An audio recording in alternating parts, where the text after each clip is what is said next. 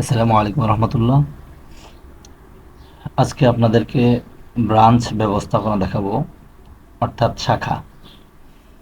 তো এর জন্য আপনারা বর্তমানে যে নতুন ইমপ্লিমেন্ট করা ব্রাঞ্চ ম্যানেজমেন্টে চলে আসবেন। প্রথমে হচ্ছে ব্রাঞ্চ।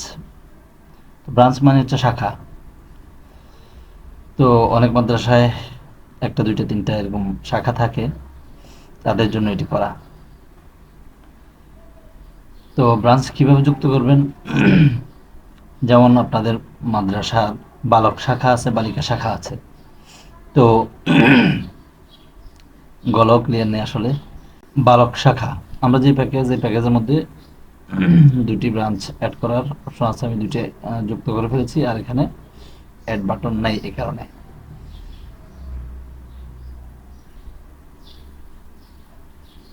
তো অ্যাড বাটনে ক্লিক করলে এরকম বালিকা শাখা, ঠিকানা, তারপর ফোন নম্বর, সক্রিয়,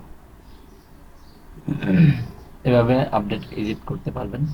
তো যাই হোক, তো ব্রাঞ্চ ব্যবস্থাপনা এসে শুধু এই কাজটা করতে হবে। বালক শাখা, ঠিকানা দিতে হবে, ফোন নম্বর দিতে হবে, তারপরে অ্যাড করলে সক্রিয় হয়ে যাবে স্ট্যাটাস, আবার নিষ্ক্রিয় করা যাবে।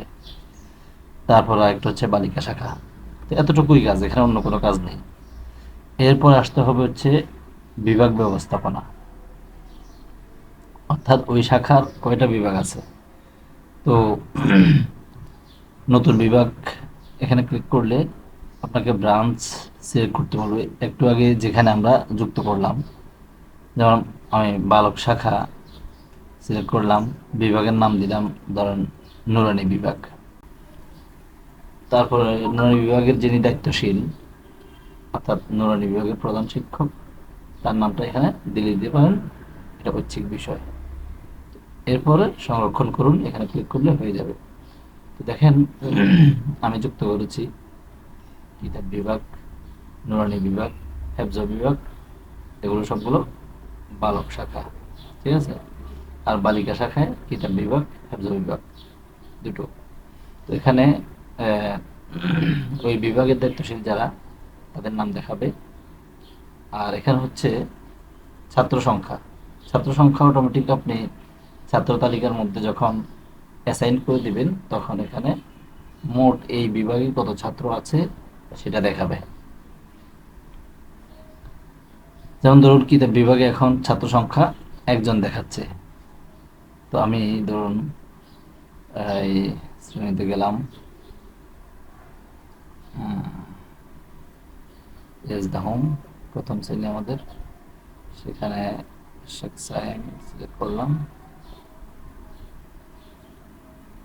সেখান থেকে ব্রাঞ্চ নির্বাচন করুন, বালক শাখা, কিতাব বিভাগ, গ্রুপ, অসম্ভবত গ্রুপ নেই, যাই হোক তথ্য হালনাগাদ করলাম। তাহলে বিভাগে আসলে দেখেন, যখন যুক্ত করলাম এখানে ছাত্র সংখ্যা 2 জন হয়ে গেছে। তো এই জিনিসটা অটোমেটিক হবে। তারপর হচ্ছে গ্রুপ ব্যবস্থাপনা। তো গ্রুপ ব্যবস্থাপনায় একই রকম নতুন গ্রুপ, এখান থেকে বিভাগ সিলেক্ট করবেন, বালক শাখা, কিতাব বিভাগ, তারপর গ্রুপের নাম দিবেন। যেমন আমরা এখানে ক গ্রুপ, খ গ্রুপ দিয়েছি, আরও একটা গ্রুপ দিতে পারি, যেমন দিলাম গ গ্রুপ, হাফেজ আব্দুল আজিজ আরাফাতকে দিলাম।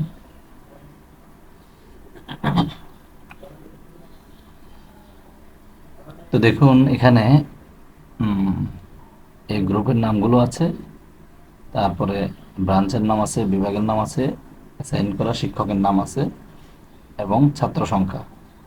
যখনই ছাত্র তালিকার মধ্যে নতুন ছাত্র যুক্ত করার সময় অথবা এডিট করে যখন গ্রুপ সিলেক্ট করে দেওয়া হবে, তখন কিন্তু এখানে অটোমেটিক এসে যাবে। তাহলে এক নজরে আপনারা দেখতে পারবেন যে কার গ্রুপে কতজন ছাত্র রয়েছে। যেমন ধরুন আব্দুল আজিজ আরাফাত, এখানে 0 জন দেখাচ্ছে, এখানে মিজানুর রহমান, এখানে 0 জন দেখাচ্ছে। তো আসুন আমরা ছাত্র তালিকায় গেলাম, হেফজুল কোরআন বিভাগ গেলাম, গিয়ে আমরা দুইজন ছাত্রকে দুইজন ওস্তাদের নামে অ্যাসাইন করে দেব গ্রুপে।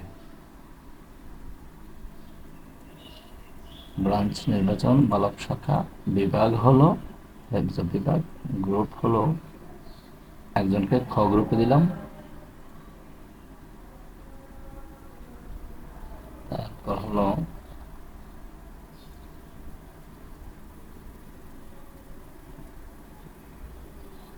আরেকজনকে গ গ্রুপে দিব। বালক শাখা, বিভাগ হচ্ছে হেফজ বিভাগ, আর গ্রুপ হচ্ছে গ গ্রুপ।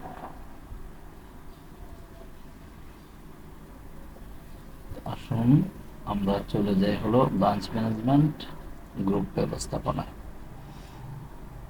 দেখলেন আগে এখানে শূন্য শূন্য ছিল, যখনই ছাত্রদেরকে অ্যাসাইন করে দিলাম তখন কিন্তু গ্রুপে মধ্যে কার গ্রুপে কতজন ছাত্র সেটা আপডেট হয়ে গেছে।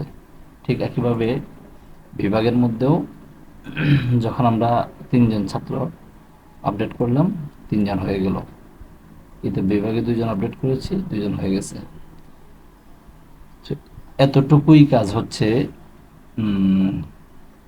এই ব্রাঞ্চ ব্যবস্থাপনার মধ্যে, এখানে আর অন্য কোনো কাজ নেই।